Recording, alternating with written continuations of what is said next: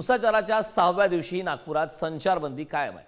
नागपुरातील 9 भागात अद्याप ही संचारबंदी कायम ठेवण्याचा निर्णय घेण्यात आलाय। तर हिंसाचारानंतर आज मुख्यमंत्री फडणवीस नागपुरात येणार आहेत। मुख्यमंत्री फडणवीस यांची आज नागपुरातील पोलिसांसोबत बैठक आहे।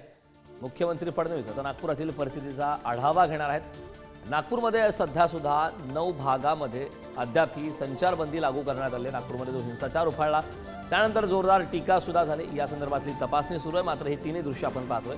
सोमवारी रात्री हिंसाचार घडला। 6व्या दिवशी संचारबंदी त्या ठिकाणी लागू करण्यात आली। मुख्यमंत्री देवेंद्र फडणवीस हे नागपुरात दाखल आहे। त्या ठिकाणचे सुद्धा दृश्य पाहतोय आपण।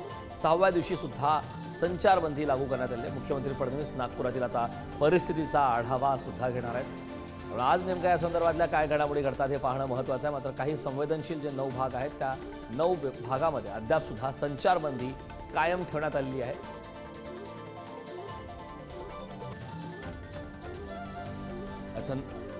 या संदर्भात ताजी अपडेट देण्यासाठी आपले प्रतिनिधी जितेंद्र शिंगाडे आपल्यासोबत जुळलेत।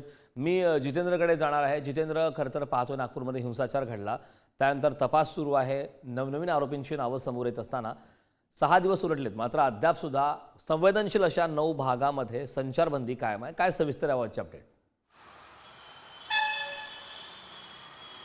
नक्कीच, कारण नागपुरात सोमवारी रात्री जो हिंसाचार, जाळपोळ, दगडफेकीची घटना घडल्या होत्या त्यानंतर नागपूर शहरातील 11 पोलीस स्टेशन हद्दीमध्ये जी आहे ती संचारबंदी लागू करण्यात आलेली होती। त्यापैकी 2 पोलीस स्टेशन हद्दीतील संचारबंदी जी आहे ती गुरुवारी हटवण्यात आलेली आहे। मात्र 9 पोलीस स्टेशन अंतर्गतची जी संचारबंदी आहे ती आजही कायम आहे। आणि या 9 पोलीस स्टेशन अंतर्गतमध्ये हिंसाचारग्रस्त किंवा हिंसाचार प्रभावित जो भाग आहे ज्यामध्ये गणेशपेठ पोलीस स्टेशन, तहसील पोलीस स्टेशन आणि कोतवाली पोलीस स्टेशन या महत्त्वाचा भाग आहे। मात्र त्यासोबतच 6 पोलीस स्टेशन जो आहे तो संवेदनशील भाग आहे आणि तिथे खबरदारीचा उपाय म्हणून ही संचारबंदी लागू करण्यात आलेली आहे। मात्र अजूनही या संचारबंदीमुळे जे सामान्य जनजीवन आहे आता त्याच्यावर परिणाम होत असल्याचं आपल्याला दिसून येत आहे।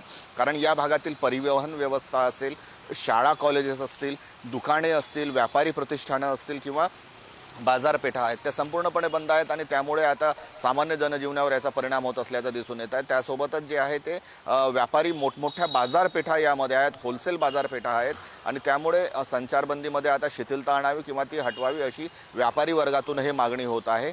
शाळांचा विचार केला तर शाळांच्या आता परीक्षांचा वेळ आहे आणि त्यामुळे शाळांना देखील सुरू करणं आवश्यक आहे, अभ्यासक्रम पूर्ण करणे आवश्यक आहे आणि त्यासाठी शाळा महाविद्यालयातील जे शिक्षक आहेत किंवा विद्यार्थी असतील त्यांचीही आता अशी मागणी होऊन राहिली की संचारबंदीमध्ये कुठेतरी शिथिलता आणावी। आता सामान्य जनजीवन जेव्हापर्यंत सुरळीत होत नाही तोपर्यंत आता आणि जेव्हापर्यंत पोलीस विभागातर्फे आणि स्थानिक प्रशासनातर्फे या संचारबंदीबाबत रोज रिव्ह्यू करण्यात येत आहे आणि त्या रिव्ह्यूनंतरच संचारबंदीबाबत निर्णय घेणार असल्याची माहिती प्रशासनाकडून देण्यात आलेली आहे।